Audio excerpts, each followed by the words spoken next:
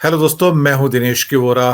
स्वागत है आपका 4 पीएम और न्यूज टाइम के इस मंच पर। दोस्तों, आज एक अलग विषय है। अलग इसलिए कि इसकी चर्चा जरूरी है। गरीब भारत, जिसमें अभी 82 करोड़ लोगों को 5 किलो फ्री अनाज दिया जाता है, और वहां पर इन्हीं लोगों को 82 करोड़ को फूड सिक्योरिटी एक्ट के अंतर्गत 2 रुपए किलो गेहूं, 3 रुपए किलो चावल और 1 रुपए किलो मोटा अनाज पूरे परिवार के लिए 30-35 किलो तक अलग से दिया जाता है। लेकिन आज बात कर रहे हैं इस गरीब भारत में बुलेट ट्रेन की, एक शहंशाह के सपने की, एक शहंशाह का वो सपना जो हमें उस गाने की याद दिलाता है जो बहुत दशक पहले आया था। एक शहंशाह ने बनवा के हंसी ताजमहल, आपको याद होगा, तो सारी दुनिया को मोहब्बत की निशानी दी है। लेकिन इसका फिर एक दूसरा स्वरूप भी बना। एक शहंशाह ने बनवा के हंसी ताजमहल, हम गरीबों का उड़ाया है मजाक। सही बात है साहब। लोगों ने जब महल खड़े किए होंगे तो ना जाने कितने गरीबों के घर चूल्हा नहीं जला होगा। यही तो होता आया है।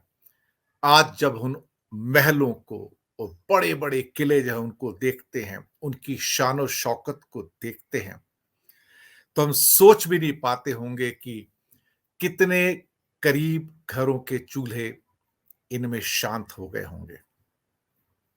बुलेट ट्रेन इस गरीब भारत में, जहां 82 करोड़ लोगों को 2 वक्त की रोटी नसीब नहीं, फिर से एक शहंशाह, एक नया महल, एक नया ताजमहल बनवा रहा है, जिसका नाम है बुलेट ट्रेन। जी हां, बुलेट ट्रेन। आप में से हो सकता है बहुत सारे हमारे मित्र ये कहेंगे, तो क्या हमें दुनिया के साथ नहीं चलना चाहिए? बिल्कुल चलना चाहिए। क्यों नहीं चलना चाहिए? चलने की जरूरत भी है। लेकिन दुनिया के साथ कुछ देश ऐसे हैं जो अभी भी नहीं चल रहे हैं।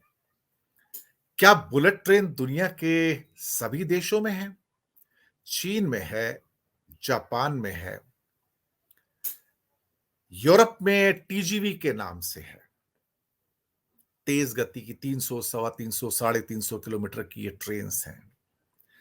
लेकिन दुनिया के कुछ मुल्क ऐसे हैं जिन्होंने ये बुलेट ट्रेन की जरूरत नहीं समझी और उसको एक वेस्टेज बताया और कहा कि इसके ऊपर इतना ज्यादा पैसा खर्चा करना सिवाय बेवकूफी के और सुसाइड के कुछ नहीं है। और जानते उनमें से सबसे बड़ा मुल्क जिसने आज तक बुलेट ट्रेन नहीं चलाई, ना ही अप्रूवल दी, वो है अमेरिका। अमेरिका में बुलेट ट्रेन नहीं है। कनाडा में बुलेट ट्रेन नहीं है, ये रिच कंट्री है। ऑस्ट्रेलिया में बुलेट ट्रेन नहीं है। न्यूजीलैंड में बुलेट ट्रेन नहीं है। और जो नॉर्डिक कंट्रीज है वहां भी बुलेट ट्रेन नहीं है।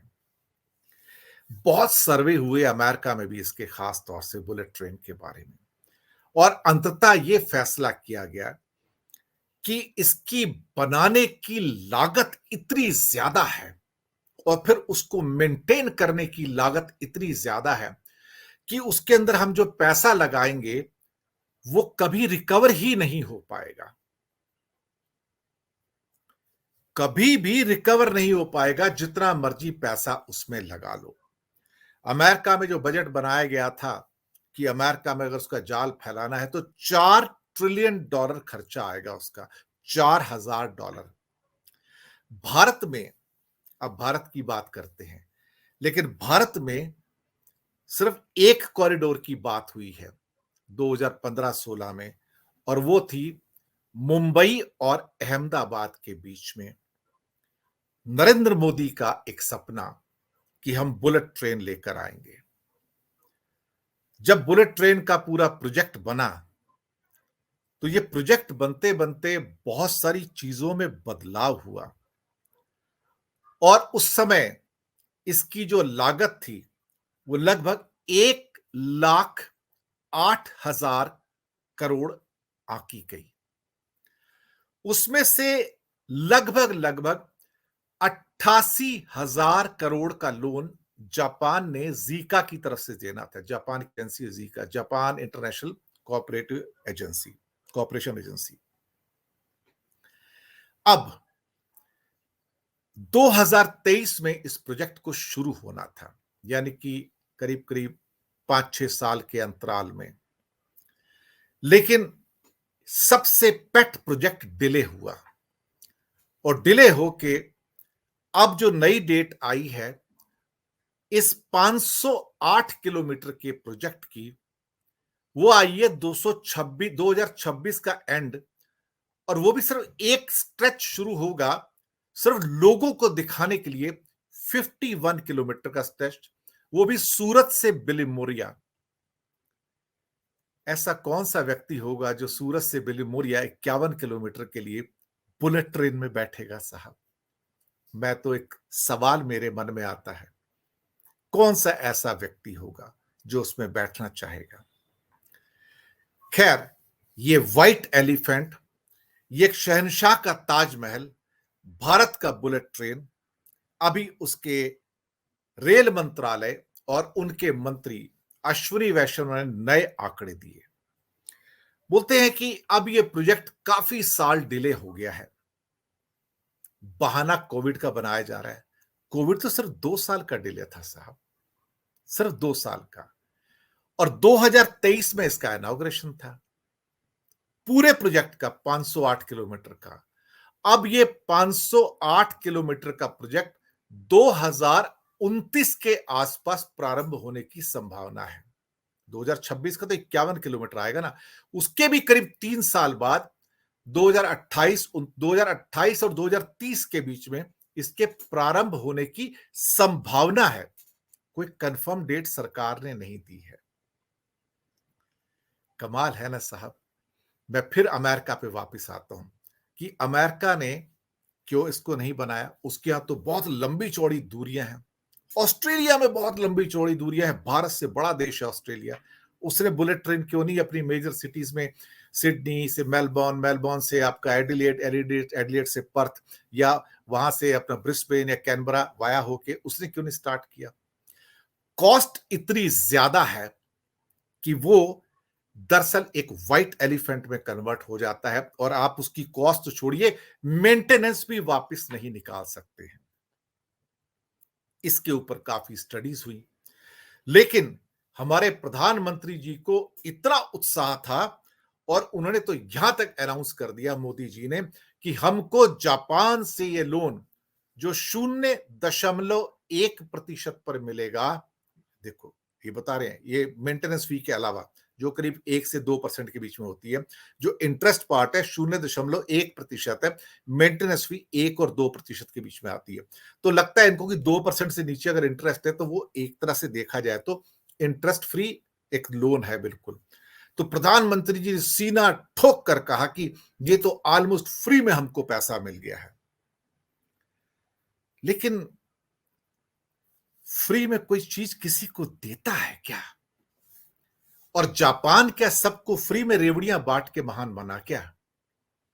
सोचने वाली बात है। इसकी तह में जाने की जरूरत थी, गहराई में जाने की जरूरत थी। पहले कुछ बातें कर लेते हैं कि हां, ये ट्रेन जरूर 2-2.5 घंटे के अंदर आपको अहमदाबाद से मुंबई की 508 किलोमीटर की दूरी तय कर लेती, जिसमें लगभग 352 किलोमीटर का हिस्सा गुजरात का और 156 किलोमीटर का लगभग हिस्सा महाराष्ट्र का। 508 किलोमीटर। अब कॉस्ट पे आ जाते हैं। इनिशियल मैंने कहा ना 1,08,000 की कॉस्ट तब नापी गई थी, और अब रेलवे मिनिस्टर ने कहा है कि इसकी कॉस्ट रिवाइज होके विदाउट जीएसटी, अब ये यहां पे गवर्नमेंट ने नई चीज ऐड की है यहां पर, विदाउट जीएसटी, और जीएसटी जो इसके अंदर जो हर चीज की है वो 18% से ऊपर है, क्योंकि एक बड़ा पोर्शन इसके अंदर सीमेंट का है। क्योंकि जो सारे पिलर्स बनते हैं, जो स्ट्रक्चर्स बनते हैं, सारे के सारे स्टेशंस बनते हैं, उसमें एक बहुत बड़ा पोर्शन लोहे का, स्टील का और सीमेंट का है।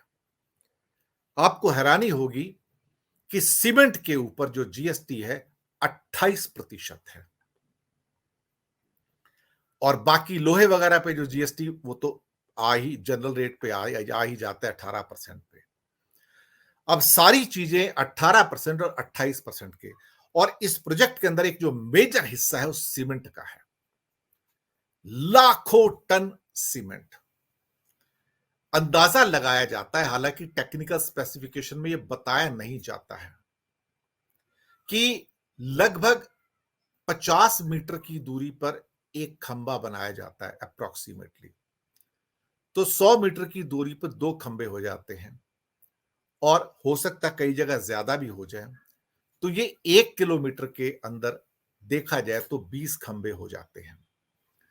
508 किलोमीटर के लिए आपको कम से कम नहीं तो अगर हम उसमें 20 खंबे भी लेते हैं तो हमारे पास 10,000 से ज्यादा पिलर्स आते हैं। अब इसमें से कुछ आप माइनस करते, क्योंकि टनल्स हैं यहां पर बहुत सारी नीचे, और जो टनल्स का जो उसमें या वायाडक्ट्स हैं उनके भी खर्चे बढ़ जाते हैं, वहां पर कई गुना हो जाते हैं वो पिलर्स के मुकाबले। अब दोस्तों, अब जो लेटेस्ट सरकार ने खर्चा दिया इसका, कि अगर 2026 तक इसका फेज 1 पूरा होता है, और सरकार ये बताने से सकुचा रही है, हेजिटेट कर रही है कि फाइनल डेट क्या होगी, जो प्रोविजनली लोग कह रहे हैं कि 2029 के आसपास हो सकती है, क्योंकि सरकार की इसमें भद्द पिटती है, इंसर्ट होती है, क्योंकि जिसको 2023 में फाइनलाइज करके पूरा कर देना था और 2022 ये साल में फर्स्ट फेज स्टार्ट हो जाना था, यहां कुछ नहीं हो रहा है। खैर, नई कॉस्ट आई है 1,60,000 करोड़ एक्सक्लूडिंग जीएसटी। मैं ये मान के चलता हूं कि 1,60,000 करोड़ में जब आप 28% का सीमेंट और लोहा और बाकी चीजें 18% की जोड़ते हो, तो ये अप्रोक्सीमेटली जो कॉस्ट आती है इस समय की 2 लाख करोड़ आती है। अब इस 2 लाख करोड़ की कॉस्ट में 10,000 करोड़ केंद्र सरकार दे रही है, 5,000 और 5,000 करोड़ गुजरात और महाराष्ट्र की सरकार दे रही है, और 88,000 करोड़ जो था लोन जापान का था, जीका का, तो टोटल 1,08,000। लेकिन अश्विनी वैष्णव जी ने यह नहीं बताया कि अब 1,08,000 से अब ये जो 92,000 करोड़ का जो ओवर बजटिंग हुआ है, ये पैसे कौन देगा, इसकी बात ही नहीं की उन्होंने। Who's going to fill this gap of 92,000 crore? ये ऑलमोस्ट कॉस्ट का डबल हो गया है, मैं आपको बताऊं, ऑलमोस्ट डबल हो गया है। मैं आपको यकीन से ये कह सकता हूं कि अगर ये 2029 या 2028 में प्रोजेक्ट पूरा हो जाता है, तो इसकी कॉस्ट किसी भी हालत में 2.5 लाख करोड़ और 3 लाख करोड़ से कम नहीं आएगी। अभी इसमें आप 50,000 करोड़ से 1 लाख करोड़ का एस्केलेशन आप और देख सकते हैं, महंगाई को मिला के। मैं गारंटीड आपको बोल रहा हूं, ये आज का एस्टीमेट 1,60,000 करोड़ प्लस जीएसटी का है, लेकिन इसमें कॉस्ट एस्केलेशन अगले 7 सालों का और जोड़ लीजिए, ये कम से कम 50,000 करोड़ से 1 लाख करोड़ का और होगा, क्योंकि पिछले 5-6 सालों के अंदर ही जो एस्केलेशन हुआ है टोटल मिला के वही 80-90,000 करोड़ का हो गया है।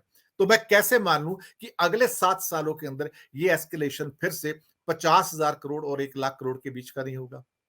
तो ये 2.5 लाख करोड़ से 3 लाख करोड़ का टोटल कॉस्ट आता है। ये पैसे कौन देगा, इसे कहां से फाइनेंस किया जाएगा, कोई इसकी स्कीम नहीं बताई गई।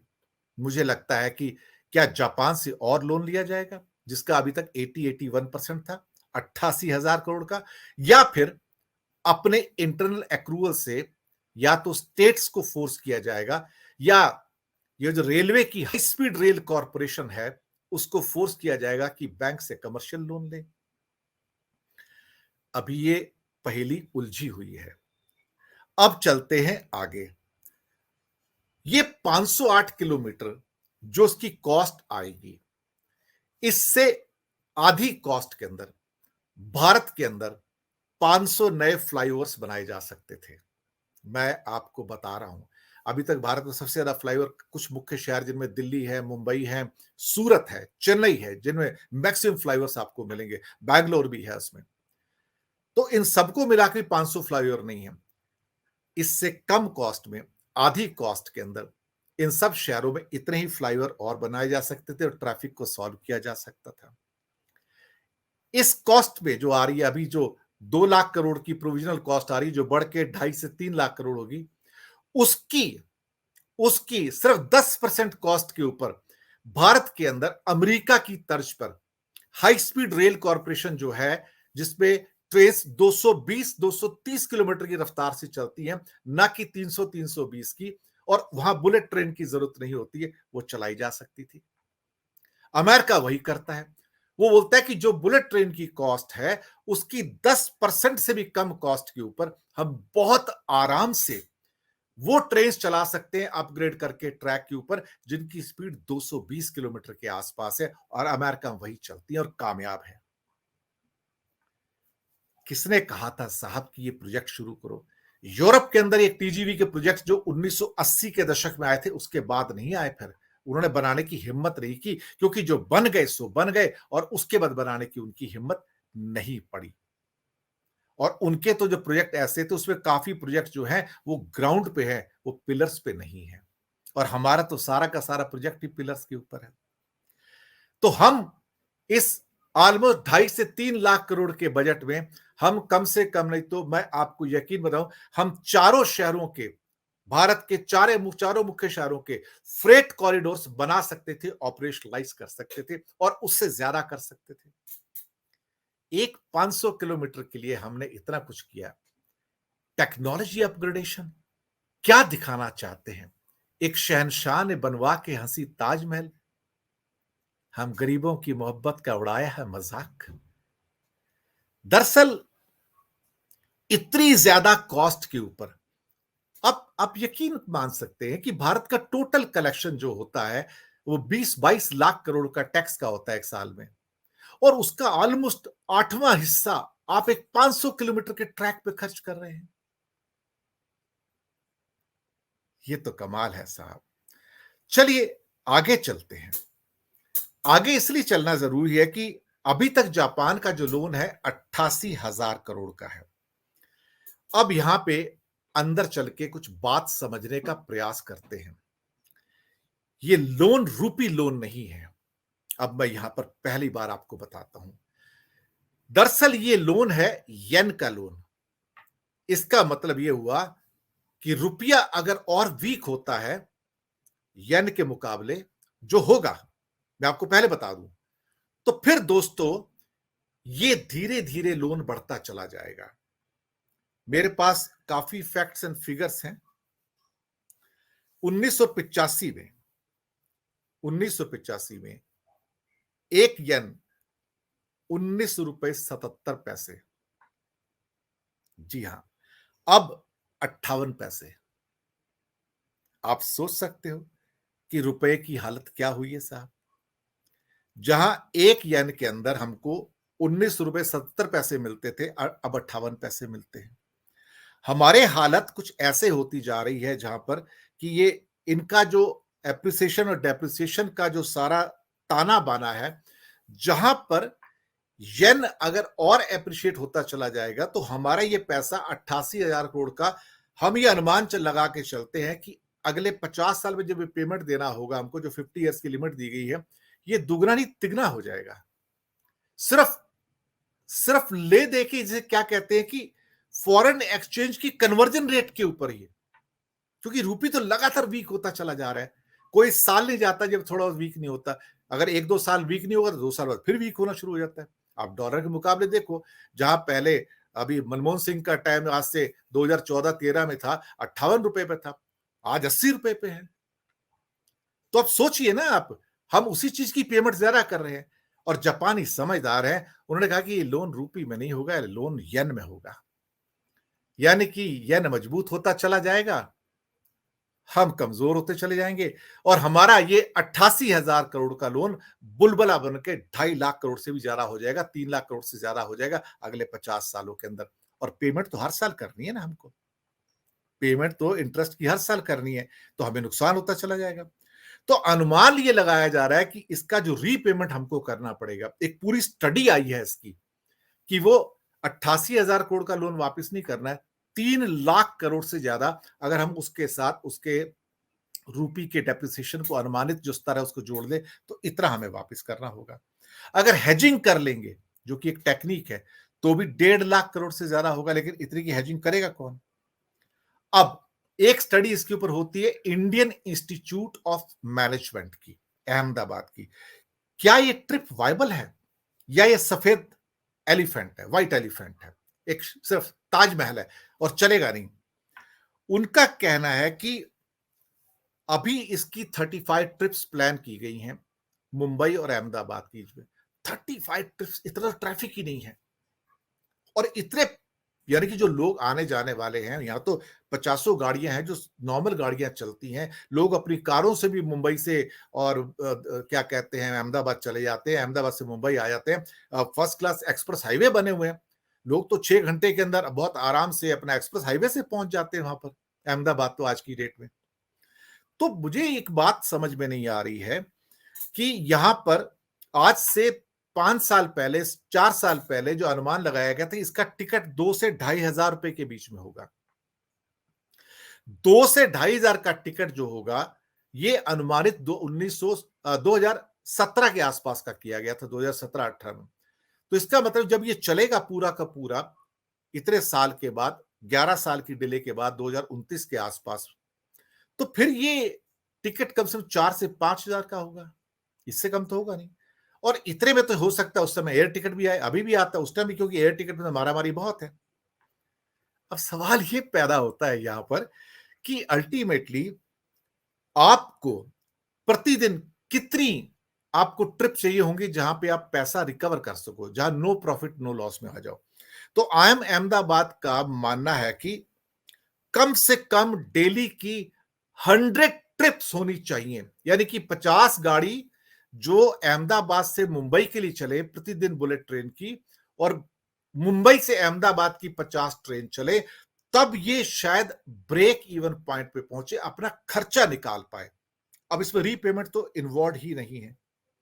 ऊपर से जापान ने एक चाल और चली कि बुलेट ट्रेन तो दे दिया, लेकिन जो ट्रांसफर ऑफ टेक्नोलॉजी है उसकी, वो नहीं दी है। तो बोलते मैं आपको ट्रांसफर ऑफ टेक्नोलॉजी नहीं दूंगा।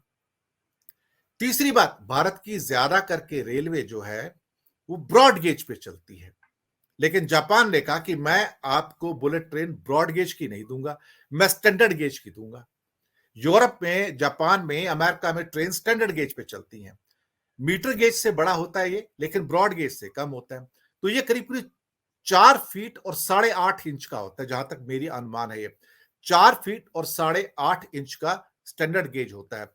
इस स्टैंडर्ड गेज में ऐसे आप लगा लीजिए जैसे कि आपकी ब्रॉड गेज की जो ट्रेन होती है, उसमें एक 3 टायर का डब्बा है या 2 टायर का डब्बा है। तो उसमें आप देखोगे कि एक नीचे एक सीट, ऊपर एक सीट, फिर नीचे एक सीट, ऊपर एक सीट, लेकिन साइड में भी एक सीट हो जाती है। लेकिन इस स्टैंडर्ड गेज के अंदर गाड़ी की चौड़ाई इतनी नहीं होती कि उसमें साइड की सीट आए। ये वही सिस्टम है जो मीटर गेज में हुआ करता था। अब ये सारा का सारा सिस्टम हमको जो है 4 फीट और 8.5 इंच के स्टैंडर्ड गेज पे मिलने जा रहा है। यानी कि भारत फिर से एक वेरिएबल, क्या कहते हैं ना कि गेज सिस्टम पे आ रहा है, जबकि पहले कोशिश ये थी कि वो हट जाए, सारा खत्म हो जाए और हम एक पूरा एक यूनिफॉर्म गेज पे आ जाए। लेकिन भारत फिर से उसमें अलग से होना शुरू हो गया है। अब सवाल ये पैदा होता है कि अगर ये 2029 तक होता है और उसकी कॉस्ट लगभग 2.5 से 3 लाख करोड़ की बैठती है, तो इससे बड़ा व्हाइट एलिफेंट इंडिया में आज तक नहीं बना है। भारत के इतिहास में इससे बड़ा व्हाइट एलिफेंट नहीं बना। जहां हमारे पास बॉम्बे दिल्ली का फ्रेट कॉरिडोर को पूरे करने के पैसे नहीं है पिछले 20 साल से, और वो टुकड़ों टुकड़ों में बन रहा है और आज भी पूरा नहीं हुआ। दोस्तों, आपको प्रायोरिटी क्या देनी चाहिए थी? आपने प्रायोरिटी बुलेट ट्रेन को दी और अपना सारा पैसा इवन रेलवे को मॉडर्नाइज करने के बजाय एक 500 किलोमीटर के शो पीस के ऊपर आपने खर्च कर दिया। और वो भी एक लायबिलिटी बनेगा, क्योंकि बाद में जो उसकी मेंटेनेंस के खर्चे आएंगे वो तो अलग से जो पूरे नहीं पड़ पाएंगे, निकल ही खर्चा ही नहीं निकलेगा। क्योंकि आज भी देखा जाए तो जितने ट्रेन सिस्टम है, बुलेट ट्रेन सिस्टम, वो सारे लॉसेस में है। वो पब्लिक ट्रांसपोर्ट के सहारे चल रहे हैं, उसमें जो लॉसेस होते हैं सरकारें सहन करती हैं। इस व्हाइट एलिफेंट की जरूरत क्या थी? इस नए ताजमहल की जरूरत क्या थी? लेकिन शहंशाह को समझाए कौन? शहंशाह को तो ताजमहल बनवाना ही था, पहले भी बनवाया था और अब भी बनवा रहे हैं। और उसके बाद और भी स्कीम बनाई जा रही है कि एक बनारस का भी आएगा, एक बैंगलोर और क्या कहते हैं कि चेन्नई का भी बनेगा। सब कहां से पैसे लाएंगे आप? अगर आप 3 लाख करोड़ सिर्फ एक प्रोजेक्ट में झोंक रहे हैं, तो फिर दिल्ली और जो बनारस का कॉरिडोर है उसके लिए तो आपको 4 साढ़े 4 लाख करोड़ चाहिए होंगे। कहां से लाएंगे आप साहब? क्या सारा भारत का पैसा एक ही साइड में जाके बुलेट ट्रेन में झोंक देंगे क्या पूरा का पूरा? इससे 10% कम पैसे में 220 किलोमीटर की स्पीड की हाई स्पीड ट्रेन इंडिया में अपग्रेड करके आराम से चलाई जा सकती थी। पर कौन समझाए साहब? कौन बता सकता है? किसमें इतनी हिम्मत है जो सामने आके ये कहे कि ये गलत है? जब अमेरिका नहीं कर रहा है, ऑस्ट्रेलिया नहीं कर रहा है, कनाडा नहीं कर रहा है, अफ्रीकन कंट्रीज नहीं कर रहे हैं, यूरोप के बाकी कंट्रीज भी अब नहीं कर रहे हैं, दुनिया के बाकी देश भी अब नहीं कर रहे हैं। उनको पता लग गया कि ये वो टेक्नोलॉजी है जिसको ज्यादा आगे ले जाना ठीक नहीं है, क्योंकि इसकी कॉस्ट बहुत ज्यादा है। हमें चाइना से कंपेयर नहीं करना चाहिए, चाइना जो करना है करे, चाइना की मर्जी है, लेकिन हमारे भारत की अर्थव्यवस्था उसको एफर्ट नहीं कर सकती है। तो एक शहंशाह ने बनवा के हंसी ताजमहल हम गरीबों का उड़ाया है, क्या कहते हैं ना, मजाक। यहां भी एक शहंशाह ने बनवा के हंसी बुलेट ट्रेन हम गरीबों का मजाक ही तो उड़ाया है। जहां 82 करोड़ लोगों को खाने को रोटी नहीं, वहां पे आपके लिए एक शानदार बुलेट ट्रेन का ताजमहल तैयार है। और वहां पे 4-5 हजार रुपए की टिकट लेके सफर कीजिए, और कितने लोग सफर कर पाएंगे उसके अंदर? जब ट्रेनें खाली दौड़ेंगी तो शायद उस समय हमारे सीने पर सांप लौटेंगे, और तब हमें रियलाइज होगा कि हमने कहां पैसा, एक तरह से कहा जाता है, गटर के अंदर डाल दिया। भारत जैसा देश जब ये करता है तो लज्जा आती है। शायद लोगों को बहुत ऊंचा उड़ने की आदत है, अपने पैर चादर से बाहर निकाल कर सोने की आदत है, लोगों की जो टैक्स की जो पैसा है उसके ऊपर खेलने की आदत है। लोगों के हाथ में कुछ नहीं है ना, लेकिन जब ये चले जाएंगे तो उसके बाद जो उसकी कीमत हम लोगों को देनी पड़ेगी सदियों तक, आप यकीन नहीं माने। तब ये लम्हा आप याद रखिएगा। फिर ये कहना कि लम्हों ने खता की थी, सदियों ने सजा पाई, वही होगा इस प्रोजेक्ट के साथ में। देख लीजिएगा आप कि भरपाई हमारी जनरेशंस करती रह जाएंगी और करती रहेंगी और करती रहेंगी, और पाप किसी और के होंगे, भरेगा कोई और। फीडबैक दीजिएगा।